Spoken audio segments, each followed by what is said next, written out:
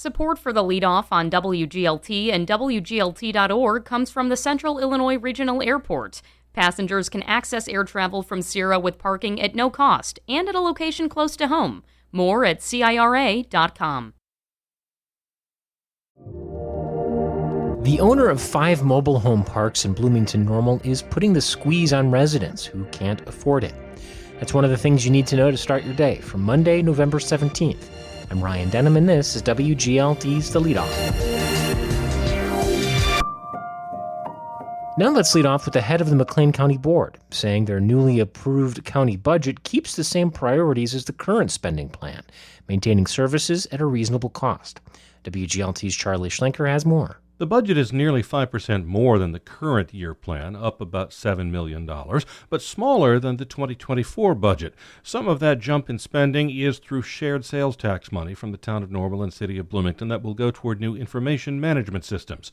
County Board Chair Elizabeth Johnston says the driving force in the budget is to keep county services high quality and infrastructure healthy. The investments in our buildings, that deferred maintenance, we are looking at HVAC upgrades across the buildings. We've got lighting upgrades, moving to LED ballast in many of our facilities to increase kind of energy efficiencies. The property tax rate that helps fund those services and facilities is down slightly, even though the taxes raised are up because housing values continue to go up. So it was very important to us. We're very proud of being able to keep our budget within and half of inflation. The tax impact, Johnston says, to the owner of a $210,000 home is minimal. There is a net increase of about 1.5% over last year's raw dollar amount. It comes out to about $11.68 difference. Johnston says the raw property tax levy is $49 million, up $750,000. For the leadoff, I'm Charlie Schlenker. Here are some other stories we're following in the WGLT newsroom. Officials at the Clinton nuclear power plant say they're investigating what caused a man to die by electrocution there. Killed in that incident was 29-year-old Samuel Ward from Decatur.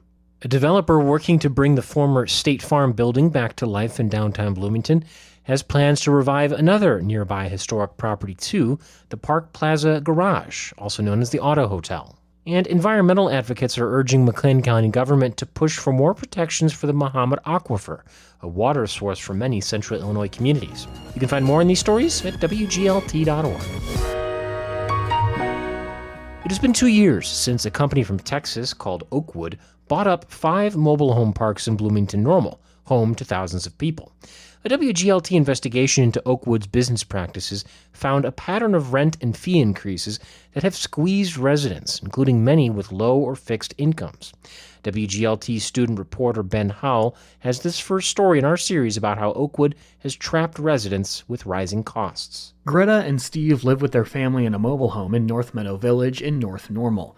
But it really isn't as mobile as the name implies. Greta and Steve aren't their real names. They spoke to WGLT as anonymous sources as they feared retaliation from Oakwood.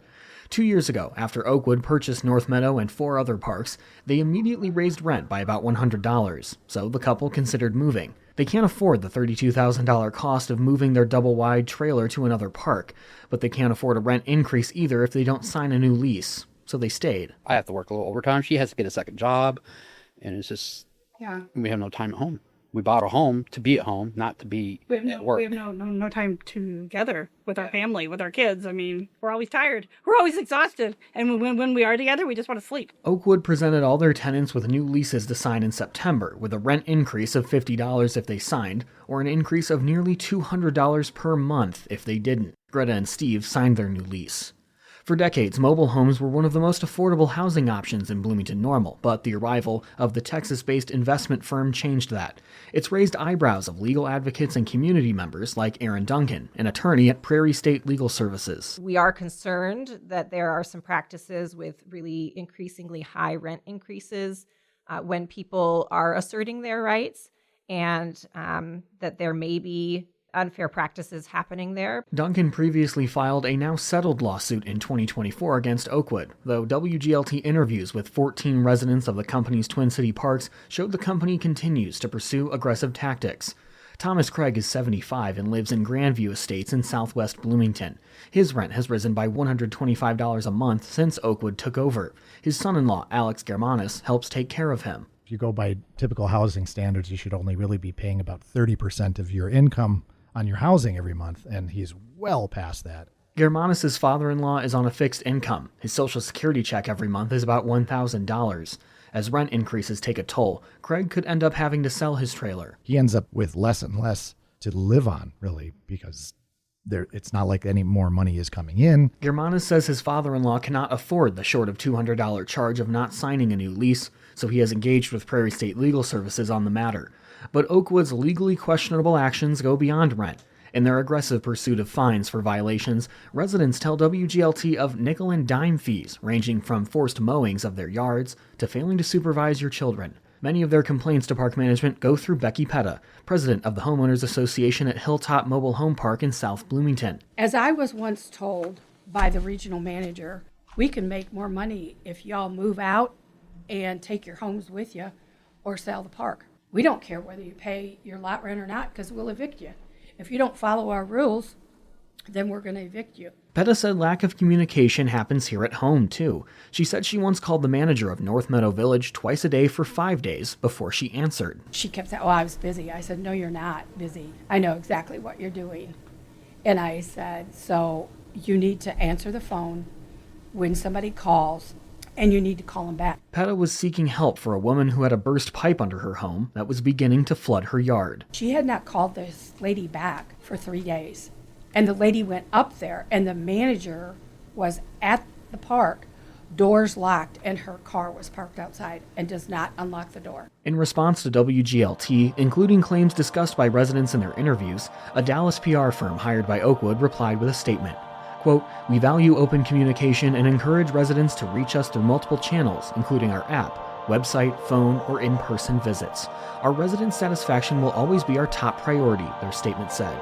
With reporting from Ryan Denham, I'm Ben Howell. You can hear a deeper version of this story, plus the other 3 parts of our series, starting today at 5 on WGLT's news magazine, Sound Ideas, or you can catch up now at WGLT.org. Before we let you go, the Normal Town Council meets tonight at 7 at City Hall. On the agenda is a plan to install a fitness court studio at Rosa Parks Common at a town cost of around $225,000. That is it for today. I'm Ryan Denham. The show is produced by Cheyenne Brown. You can subscribe to The Leadoff on the NPR app or wherever you get your podcasts.